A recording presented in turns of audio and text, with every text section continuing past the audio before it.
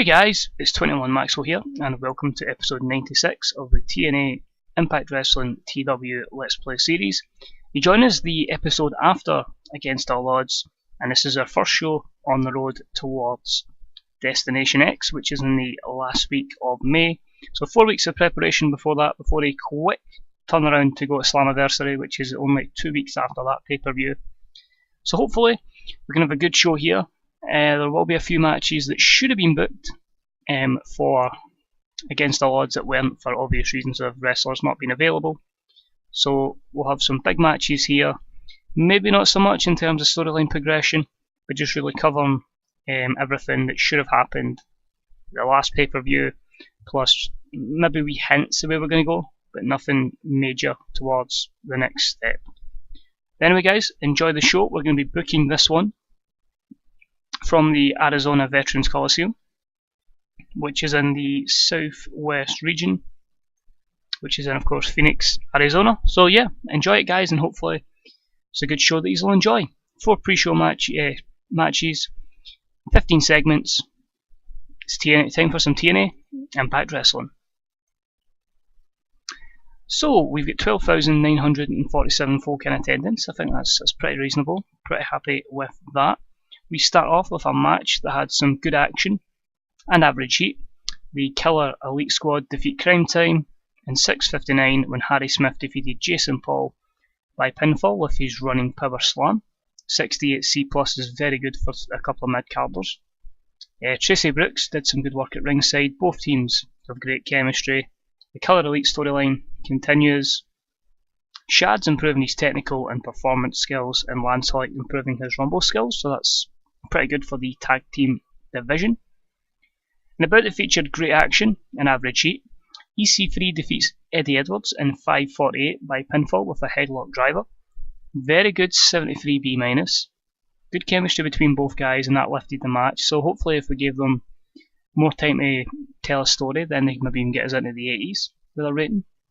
But good match there on the pre-show, and again the rise of EC3 continues.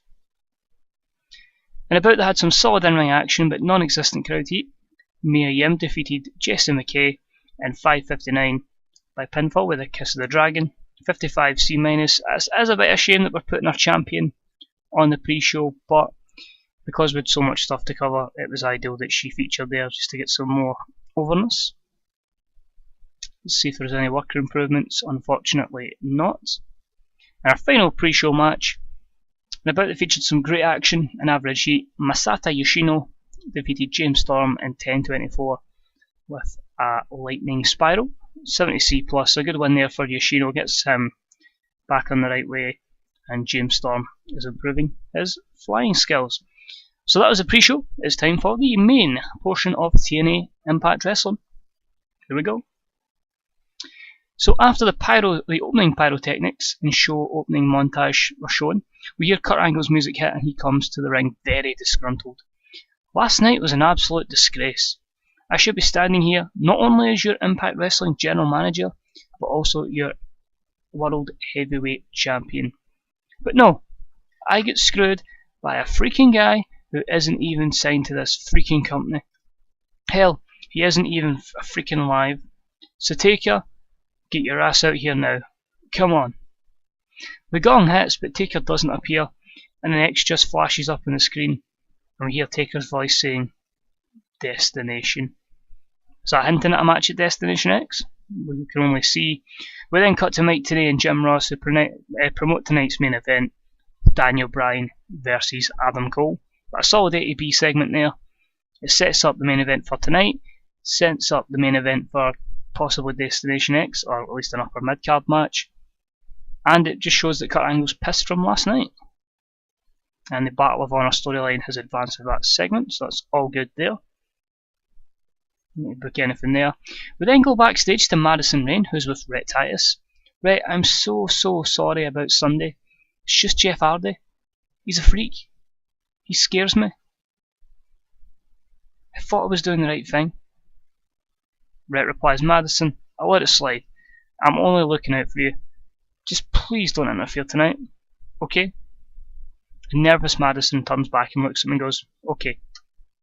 So a 60C As obviously Red Titus was screwed in his match yesterday by Madison, who tried to help him get the victory over Jeff Hardy, and it'll be interesting to see what happens tonight. In a match that had some good action and average heat, Hawkins and Red Titus defeated Drew Galloway and Jeff Hardy in 6:59 when Hawkins defeated Drew Galloway with a taste of pain. Massive shame it was only 51 D+. Roddy Piper did some good work. Jeff Hardy was really off his game. Drew Galloway and Jeff Hardy showed excellent chemistry, which is bizarre. I would never plan on making that a tag team ever. Hawkins and Red Titus was terrible together. The flow of the match was hurt because of some of the workers having little to no involvement. The plan was to keep Jeff Hardy out the ring because it was just to show that he's scared of Red Titus, and it was just going to be Hawkins and Red Titus versus Drew Galloway. So kind of that maybe harmed that rating a good bit. It continues the breakdown of Jeff Hardy's storyline. So we'll maybe work on that in the future, maybe not using that in the future. That kind of road agent note, but we'll see what happens. In an extremely short match, Angelina Love defeats Vivian Thompson by the lights out in 5:18. 45D, just a simple match just to put over Angelina Love on her return to the main roster. And Vivian improves her rumble and her technical skills.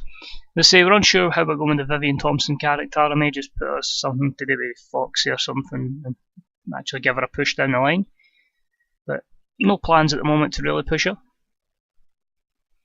In a match that had some good action but not much in the way of heat, Soldier Ant defeats Davey Richards in 7:22 by pinfall. Soldier Ant makes defense number 5 of his TNA X Division title. Solid 67 C+ here, again just to get a bit more prestige onto the X Division Championship. And I mean, put him up against a credible opponent in Davey Richards. No skill improvements, but overall I'm happy with that. After the match, Kurt Angle announces that Mascara Dorado has joined the show. Mascara Dorado comes out and plays to the crowd. That's a 69 C+. He's obviously a mini luchador. Only get a 19 rating with his Rudo gimmick, so that's not very good. Not happy with that at all. But we'll see how that goes. Next up, after debuting last night, Jim Ross and Mike Tenay hyped the debut, or the Impact debut, of Rocky Romero. And that gets a 78B. So it's welcome to Impact Wrestling, Rocky Romero. And his match, about to feature great action and average heat, Rocky Romero defeats Paul Burchill in 5:46 by pinfall, 82B. Fantastic, Rocky Romero. Well done, Paul Burchill, for hanging with them. Brooke again, we need to probably split them, but at the moment, with him just being a jobber, I don't see a reason why at the moment.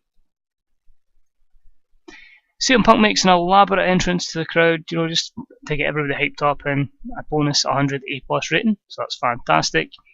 And about the featured great action and a good crowd, CM Punk defeats Matt Taven in 8:51 by pinfall with a GTS, so 78B there. Punk improving more flying skills and performance skills, so he's truly becoming one of the best in the world.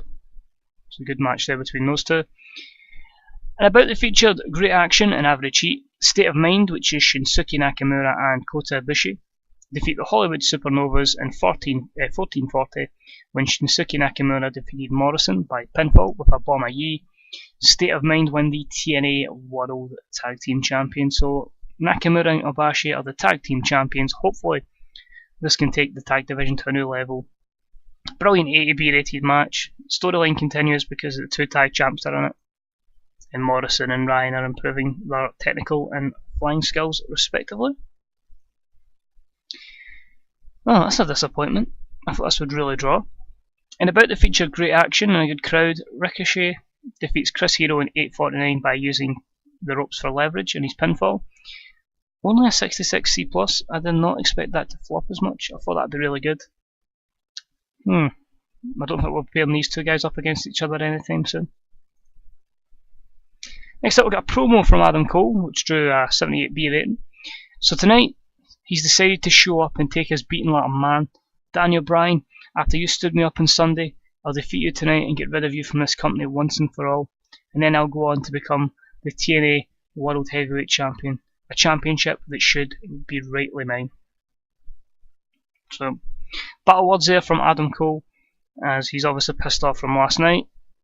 The match itself, after his interview, Cole walks forward and bumps into EC3. EC3 says, "Next TNA champion? Interesting.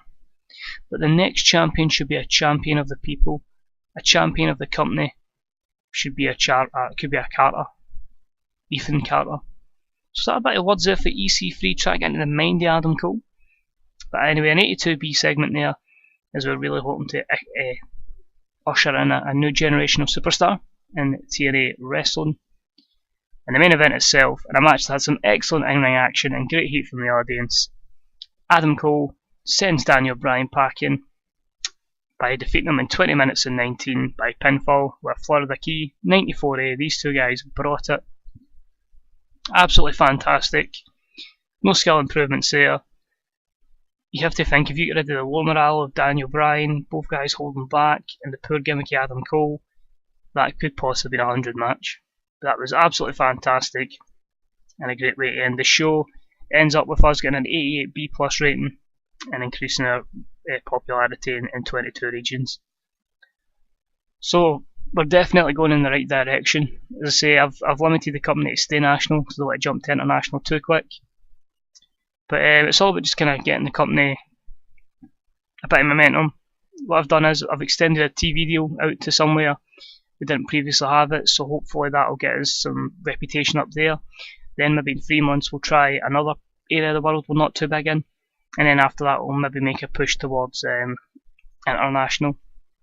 We'll just see what it says here. Feedback was awesome. Jerry Lawler's upbeat. Like there's anybody there that we can directly look at the target. Nope, no one there. Let's have a look at our emails then. So DirecTV, a lot of these will just be rejected because obviously we've just signed a TV deal, which I'll show you what it is. Kurt Angle's unhappy. Daniel Bryan's gone. Reviews rejected us. We get a 8.58 in Spike and a 0.98 in Bravo. I'm still looking at pay-per-view deals, and obviously somehow we were last in all the national battles. And of course, against all odds we get a 2.72. Keep all them there for just now. So we could be looking at 2 more pay-per-view deals, one with Cablevision, one with Mega Cable Communications. We'll go with Cablevision because that'll get us to Mexico. See how much we can work this out. I'll go for a year. See if we'll take 80%. Oh, yep, we got 80%. That's fine. I think we'll have to wait till tomorrow before we get it with Mega Cable Communications. Oh, they're in Mexico as well, so that's fine. So it basically was picking one of those two, but we've got them. That's ideal. Then that'll get us some extra stuff there. We can see the different places we'll try to get pay-per-view contracts. We'll try to get a new TV show with YouTube, which we're still waiting on. Now we're going for the New Zealand Knockout or Diva EV as well. But anyway, the TV deal I said we have signed. If I go to TV here, you can see here Triangle TV, which is in Australia. So if I go to size, you see here in Australia 14, 8, 15 and 13. I think if we get Australia first, then we'll start looking at Mexico. Obviously I've made moves to get some sort of pay-per-view deal there. The target audience after that's going to be China. So no, China, Japan. And if we can work in Japan, once we get all these up, we'll start looking at going properly attacking national. And I need to extend the contract with Bravo. Probably should do that right now, shouldn't I? I think the aim was to go and try and get somewhere else, but we couldn't get anywhere else. So yeah, we're going to do that right now. Extend contract. Sorted. Just make sure that's fine. But anyway, that's everything, guys. To say, we'll plug along. Hopefully have some more announcements to make in next week's show regarding pay-per-view deals. And hopefully onwards and upwards towards the next pay-per-view, Destination X. So thanks for tuning in, guys. I hope you enjoyed it. So I'm having a hell of a lot of fun with this save now. If you liked it, please leave a like. If you have any comments, please leave them in the comments section. And until next time, this is 21 Maxwell, and I'll speak to you all real soon. Bye bye.